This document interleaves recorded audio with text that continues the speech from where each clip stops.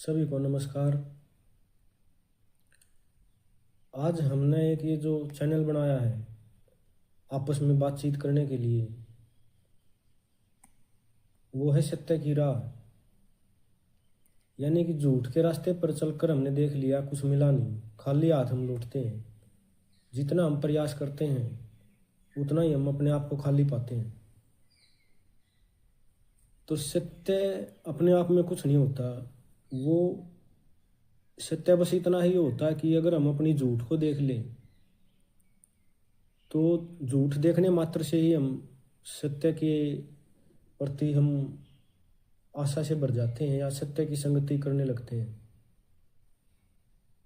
जैसे कि जिनको मैं सुख समझता हूँ कि यहाँ अगर मैं प्रयत्न करूँगा, किसी वस्तु को पालूंगा या किसी व्यक्ति या वस्तु को या स्त्री या पुरुष को या जो भोगने वाली जितनी भी तमाम प्रकार की मटेरियल है, तो मैं अंदर से तृप्त हो जाऊंगा। अंदर से जो मैं अधूरा हूँ, अंदर से जो मैं खाली हूँ, वो पूरा हो जाऊंगा मैं, यानी कि मेरे को संतुष्टि मिल जाएगी।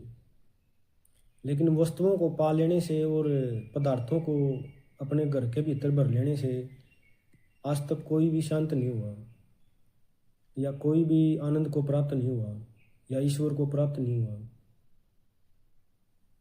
तो इसका एकमात्र उद्देश्य ये है कि जो जवान लोग समझते हैं, जो हमारे युवा भाई हैं, कि वो एक रेस लगाते हैं अपनी ज़िंदगी की एक दूसरे को देख कर, और उनको एक झूठी आशा मिलती है दूसरों की तरफ से कि वो देखो फलाने ने गाड़ी ली है बड़ी, या फलाने ने मकान खरीद लिया, ये ले लिया, वो ले लिया, तो वो खुश है, वो बेहतर है। तो उस बेहतरी की तरफ हम भी दौड़ लगाते हैं, और वो दौड़ लगाते लगाते हमारे 10-20 साल या हम अपनी जवानी को खो देते हैं। और अगर वो चीज़ हासिल भी हो जाती है तो कुल मिलाकर के हमारे हाथ कुछ नहीं लगता। जितना % हमें मौज हासिल होता है तो उसे कई गुना ज़्यादा दुख हम अपनी जेब के अंदर भर लेते हैं। तो ये एक ऐसी यात्रा है झूठ से सच्चाई की ओर, जो हमें निराशा और आशा दोनों से मुक्त करती है। यानी कि अगर हम निराश हो गए तो फिर हम उमंग से रहित, जोश से रहित जीवन जिएंगे, और आशा से भर गए तो फिर भी हमें आशा भी एक तरह से गुलामी होती है कि वो फलानी चीज़ है, अगर मेरे को मिल जाए, मेरे को मिलने की आशा है, और जब वो उसको नहीं मिलती तो उसको तोड़ती है अंदर से। अगर मिल गई तो उसके साथ में जो बेड़ियां हैं, जो बंधन हैं, वो भी मिलते हैं। तो सत्य की राह का अर्थ है कि अंदर की बेचैनी को चैन तक लेके जाना, जो हमें परेशानियों में उलझाए रखती है, जो चीज़, उस चीज़ को समझना ताकि हम अपनी परेशानियों को सुलझा सकें। हमारे भीतर के खोखलेपन को भरना, हम अपने आप को अधूरा समझते हैं, और चूंकि अधूरे हैं तो फिर इच्छाओं की तरफ भागते हैं।